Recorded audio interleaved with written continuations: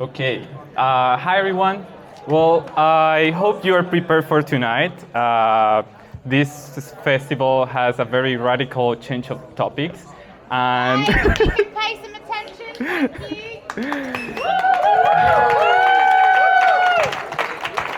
thank you. thank you.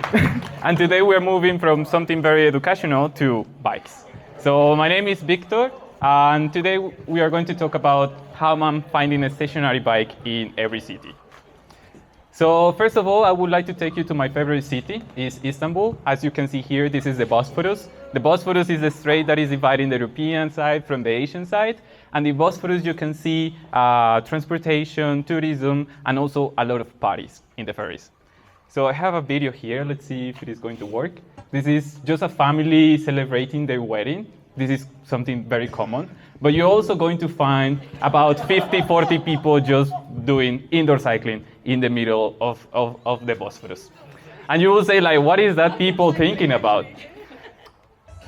Well, that's me last year joining them also for indoor cycling. And what I wanted to share with you in this presentation is how I end up doing this in the middle of the Bosphorus. So this is a stationary bike. I have a lot of conversation with a lot of people, and every time that I try to explain to them what is a stationary bike, they have a complete idea. So this is called a stationary bike, a spinning bike, indoor cycling bike. This is the one that we're going to talk about. And I have divided in 4 sections. First, I want to talk about how I just start with this bizarre hobby, then how I can continue with my routine, some insights that I'm getting from every city, and my main takeaway. So first of all, I need to start with a reset. I need to go back 3 years ago. I'm from Colombia. I was working as a cybersecurity analyst over there. And I was feeling that I was just like completing the life checklist. I finished school, university, I finished my master's degree. I have a very nice 9-to-5 job. I also started saving for a house. And I just wanted to add something new. Since COVID, I started traveling remotely. I just started traveling abroad and working remotely. And I was just visiting other places. From the outside, it looks like a dream. But when I was just like looking at all the different dimensions, I would say like financially, occupationally, intellectually, I was doing good. But for the rest of the dimensions, like social, emotional, physical, I was not taking care of them. In the case of physical, I was not taking care of my nutrition, I was not doing exercise. And the saddest part, I'm going to just reveal so many things here. I was traveling and working remotely. I was so tired at the end of the day that I was not able to go and visit the places that I was visiting. I was at home rewatching series like The Office or Friends and things like that. So what is the point of just even going outside if I can just stay at home and just continue doing that? So sometimes I would like to have like this press to reset button in your life. And I really wanted to have it there. And luckily, I lost my job. I'm not going to talk about why I lost my job, but I say luckily because I think it was like a good timing. It was a good timing because it was after 5 years of having the job, so I have enough savings just to maintain myself for enough time and also time to reflect. So during this period, I started to think like, should I start continue with my career? Should I change career? What should I do? So in this sense, oh my God, can you take her? I'm not going to be able. Okay.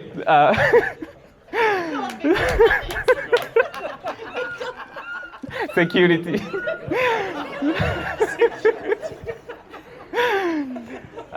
Okay, so I was losing my, okay, so should I change careers? Should I continue with my career? One of the things that I really wanted to do was to start exploring the dimensions that I was not paying attention. For this, I looked for professional help, and one of the activities that they asked me to do was to start interviewing my friends. It's a very nice activity to do, because your friends have a lot of information to you, they are not telling you, but it was very nice. One of the things that most of them were in common is that, Victor, you really need to move. I mean, it's not just the physical side. It's because you're very emotional. And sometimes when you get stressed or you get with a very bad emotional feeling, you just don't have a way to express that. And they were like, you really need to start looking for moving. Well, funny thing is that at that point, I was going to the gym. So in a way, I was just like thinking, why am I not motivated to go to the gym? And the thing is, I was so overwhelmed. I'm still overwhelmed. I don't like to go to gyms because there are so many ways that you can approach a gym. I mean, there are so many routines, push-pull, upper body, lower body, sets routines. You need to have a space between sets. I don't have patience for that. I'm just like the guy that just like to be in the flow and also just to continue doing stuff. So in this kind of sense, I think like, well, I don't have to go to the gym. I just need something with a structure. And that's when I remember, well, we can try indoor cycling. Indoor cycling is something that is only 45 minutes, a lot of songs, you don't have to stop, and the only job that you have is to follow the beat and manage the resistance. The resistance is going to help you advancing in the sport and that. But it's very easy. I can put this in the calendar. I don't have to think about, I don't know if I'm doing well, if I'm doing wrong. I just have to go there and I'm going to move. That's the only thing that I have to do. So I just wanted to showcase a little bit of what you can expect. And sometimes also following the beat, you can start adding some choreography to this.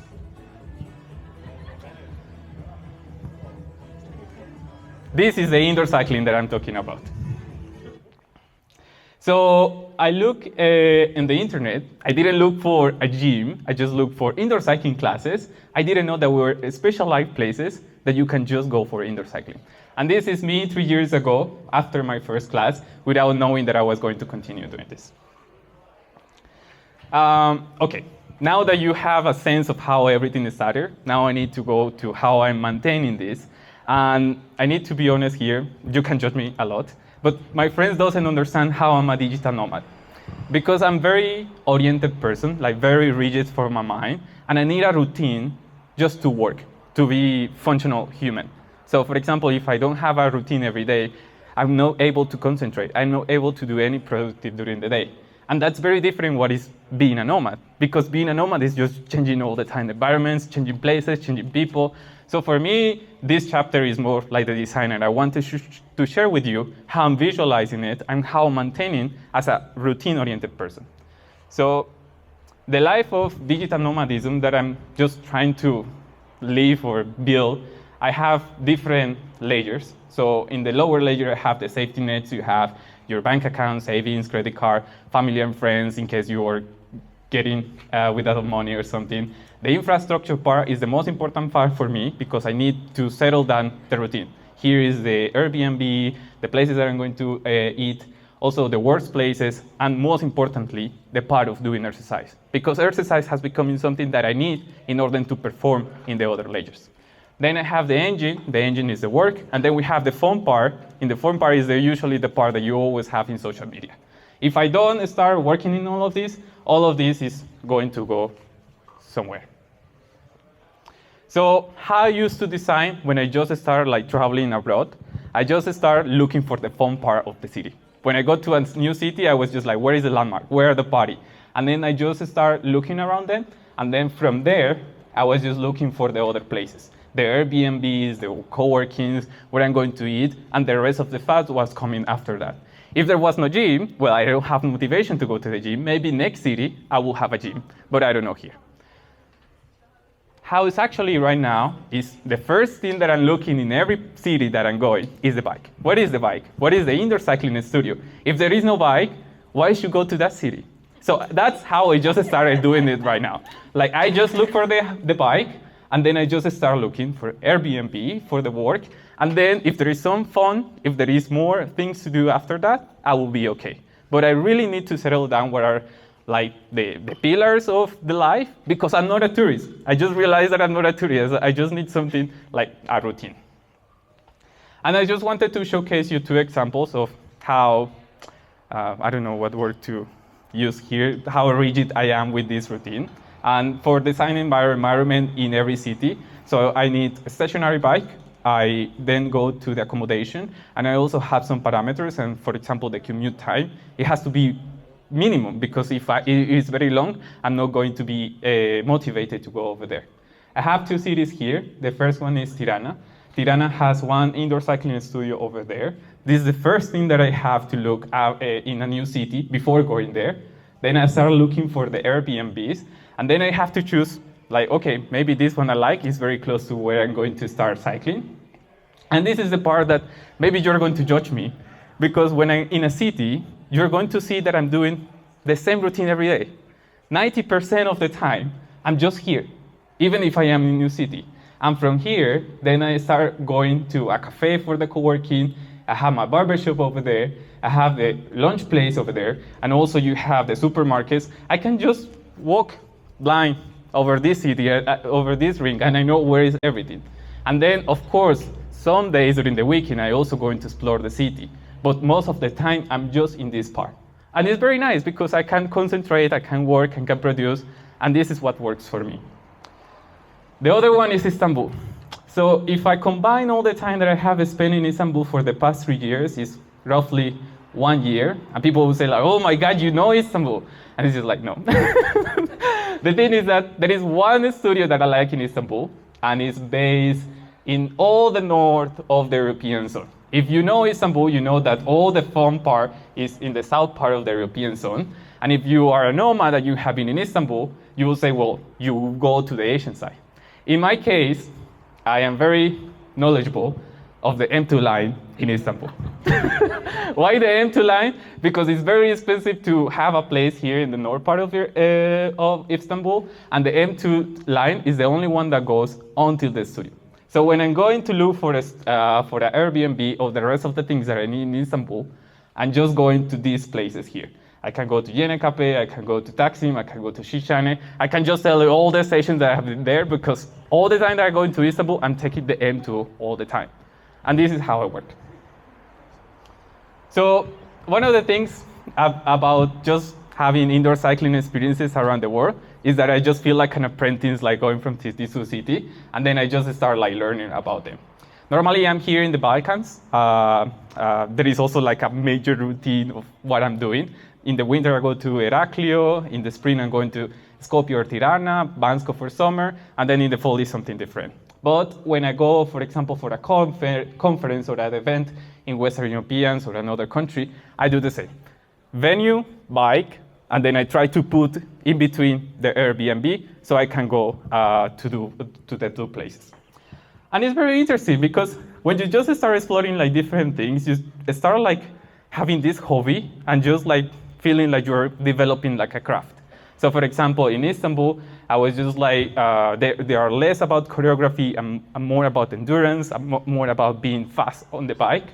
Then when I go to Brazil, it's more about coordination. They have more movements over there. So I was less tired of my legs and more tired about my head after I was just finishing one class over there. And one of the things that I really like is Tirana. They have a very young community over there. They're just starting with indoor cycling. So because I was a little bit advanced, I also have this opportunity to start talking with the coaches and start creating choreographies with them. So it's like a whole thing in all this. This is not my job. I'm not a coach. So this is just like one part of my system, and this is how it's going. So for me, it's more than cycling. So first of all, I was just like looking for something to do exercise. But if you are curious about indoor cycling, you're going to find many things. This is a wide range of what you can find in indoor cycling. I'm going to show you some of them. So you can find entertainment.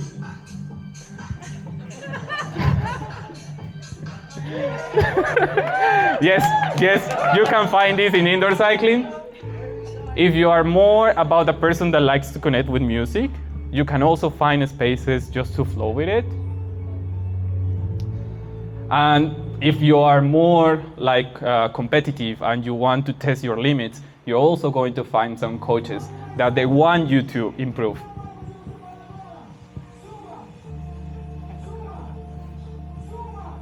So yeah.